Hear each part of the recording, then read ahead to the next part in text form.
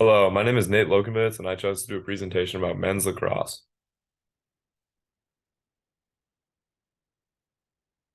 Lacrosse is played at the amateur level by kids throughout the country in youth leagues, played by collegiate athletes at hundreds of colleges around the country, and played professionally in the Premier Lacrosse League in the United States of America. How is it played?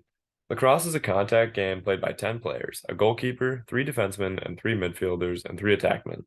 The goal of the game is to shoot the ball into the opponent's goal, and like most sports, the team with the more points wins.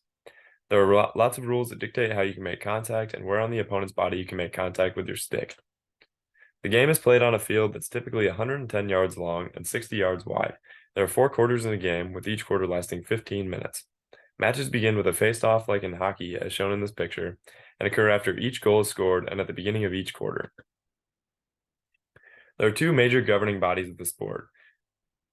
The international governing body for lacrosse is the Federation of International Lacrosse, also known as FIL, as seen on the left here. In the United States, U.S. Lacrosse serves as the national governing body. Both of these entities come up with rules, regulations, and policies for the sport. In terms of premier competitions, Men's World Lacrosse Championships is the international competition hosted every 4 years. Premier Lacrosse League Championships is the PLL's version of the elite competition. And for collegiate athletes, the NCAA Men's Lacrosse Championships are the premier competition. In terms of personalities of the sport, Paul Rabel is shown here as the hero of the sport. He started the league and made sure that players could play lacrosse professionally without having to have another job. In terms of villains of this sport, this guy is Matt Goddett, and a lot of fans just really don't like this player because he talks too much trash to the point where he's just unlikable as a person. In terms of gender, men and women play separately. Men play in the Premier Lacrosse League, and women play in the Athletes Unlimited Futures Lacrosse League. They have very different rules, and just it's kind of a different sport entirely almost. In terms of the path to the pros, the typical route is to play on a travel/high school team, and then you play in college, and then you try to make it to the professional lacrosse league if you are good enough to play at the professional level. Prior to Tuesday of this week, the 8 PLL teams did not have home cities such as other professional sports teams do, and so what they would do is travel around the country as a league to go play games against one another, all in one city each weekend. They did this for the first 5 weekends, and it was operated as a touring model with a new city game in each weekend. A recent development is that the 8 PLL teams were assigned a home city across the country. This actually happened this week. This will allow cities and surrounding areas to have a professional lacrosse team to call their own.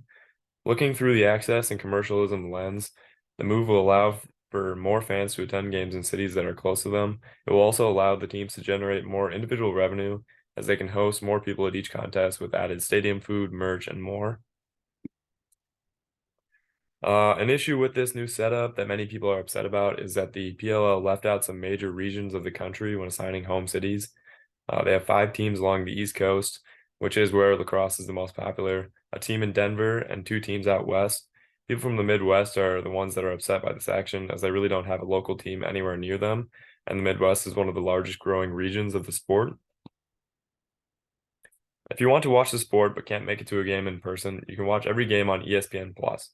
The PLL recently partnered with ESPN Plus to have an exclusive deal for fans to be able to stream nearly every game. They also have a very large following on social media and post a ton of content around interviews, highlights, and all the updates of the sport. Players also have individual followings that are very large, and fans can follow them.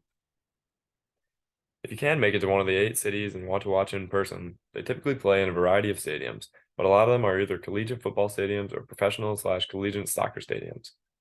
The average number of fans was around 11,000 over a 3-day stretch for each city on the tour this past season. The number will likely change as each team now has its own city, so attendance will vary by city. For fans of international competition, the World Lacrosse Championship happens every 4 years, and every game was streamed on ESPN. This year, the competition was held in San Diego, California, and that gave American fans an opportunity to go watch the world's best play against one another. The United States won the 2023 World Lacrosse Championship this year, defeating Canada 10-7. The title was the United States 11th overall in the competition, and since we also won in 2018, it was the first back-to-back championship since 2002. Lacrosse is a rapidly growing sport throughout the country, as you can see here on this graphic from the Professional Box Lacrosse Association. It's starting to grow even more at the youth level, and more kids are playing through high school as more schools adopt lacrosse programs. Lacrosse is also growing fast on a global scale, as it was approved to be a sport at the 2028 Summer Olympic Games in Los Angeles.